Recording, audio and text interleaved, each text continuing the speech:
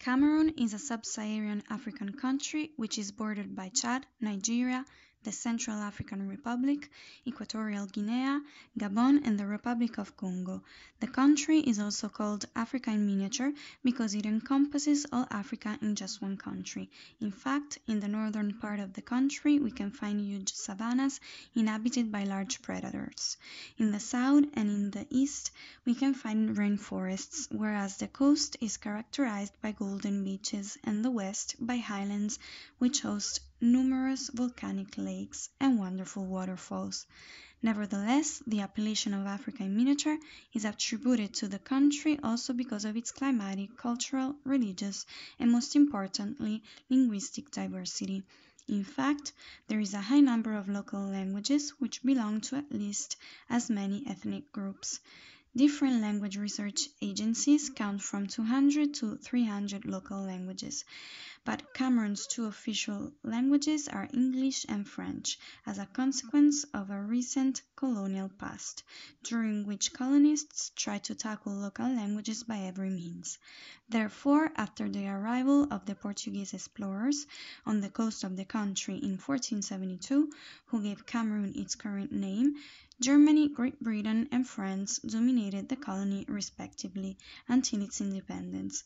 Once independence was reached, English and French were appointed as Cameroon's official languages, with the policy of official bilingualism which was implemented in 1961. The kind of rule exercised by the three European powers was different. The French were the harshest and the most exigent. They imposed French as the official language of the colony, unlike the Germans and the English, who tolerated the local languages. Both the official languages and local languages are important for their mutual existence. In fact, the kind of English and French that is spoken in Cameroon is different from the standard form, since they are both influenced by lexical loans of the local languages. Nonetheless, also the local languages are increasingly being influenced by the official languages. Furthermore, given the multilingualism which has been characterizing Cameroon for generations, at present not all the population can speak the official languages or use them to have an efficient communication. For this reason, throughout Cameroon, people started to use some languages as vehicular languages in order to make interaction between people of different ethnic groups easier. The most common vehicular language is Cameroon Pidgin English, but there are others, such as the local languages of the ethnic groups which are demographically more predominant in certain areas of the country.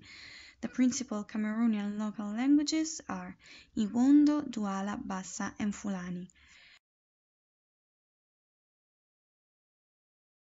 Cameroon is a country in which poverty is widespread, but still it appears to be less extended compared to the other countries of the same area. According to Transparency International, Cameroon is one of the most corrupted countries of the world. Bribes are almost a must in everyday life because they are needed in order to obtain any kind of service. Furthermore, given that wages are very low and the cost of living is rather high, it comes with no surprise that a simple increase in the cost of fuel in 2008 caused a protest in which around 100 people died. Nevertheless, Cameroon is more than that. It is an explosion of colors, traditions, ethnic groups, cultures, and different languages, which make it a unique and wonderful country.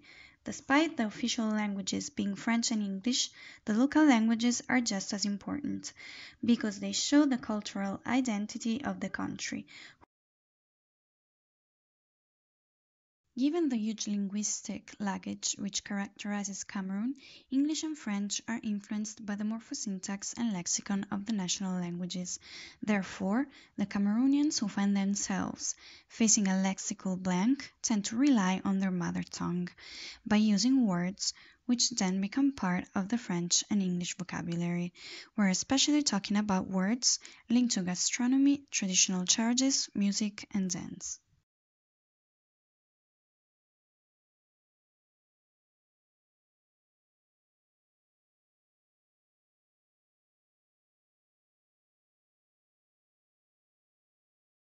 Nevertheless, more and more youngsters tend to speak French as their mother tongue, since the use of local languages is now mainly oral and it is common in the rural areas and in the religious rites.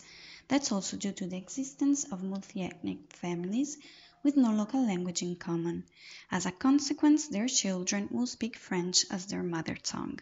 Moreover, many people believe that the official languages are a sort of symbol of progress and of the hope for a better future, so they wish for their children to speak them as their official languages. Therefore, local languages are likely to disappear in the future, since the current generation won't be able to pass them on to the next one.